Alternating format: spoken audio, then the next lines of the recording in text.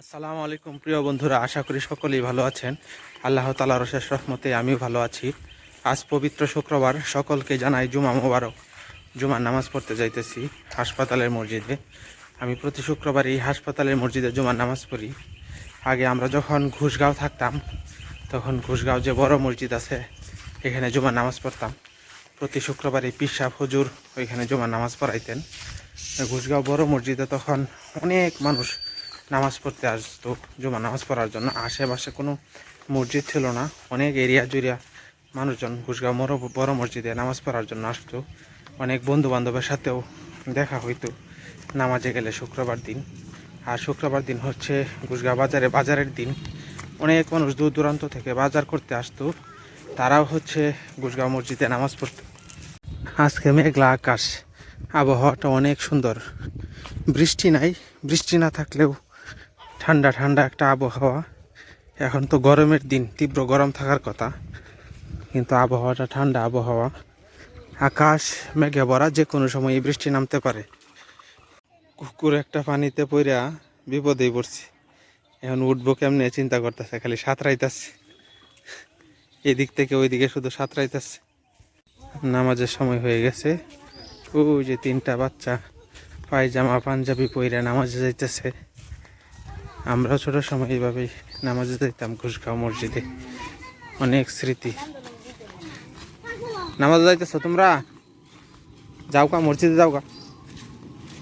হাসপাতালের সামনে এই জায়গাটার মধ্যে সবসময় পানি জমে থাকে। এখন দেখা যাক কয়েকটা ইট বালো টালো দিচ্ছে, পোড়াটা জুড়ে দিলে আরো ভালো হইতো।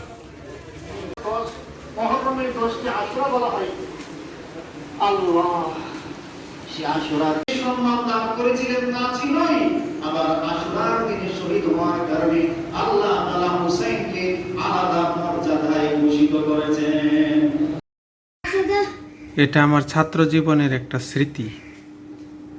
স্মৃতিটা এখনো আছে। এটার বয়স হয়েছে 12 বছর, 12-14 বছর এরকম হয়েছে বয়স, না কত বছর হয়েছে। এখন 2026 সাল হয়ে থাকে, 14 বছর হয়েছে এটার বয়স। একটু একটু জংকার পড়ে যেতেছে।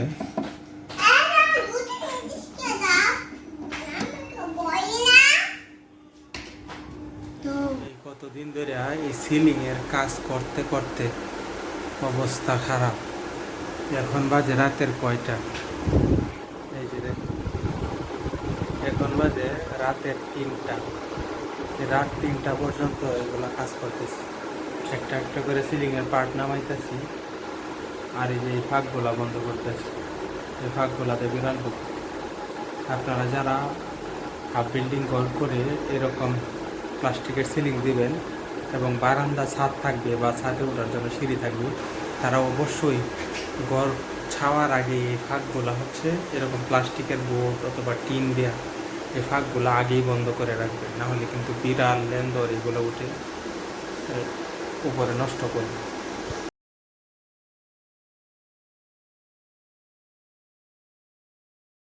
আজকে সকালে আমার চেয়ারটা আমি নিজে নিজে বার্নিশ করলাম।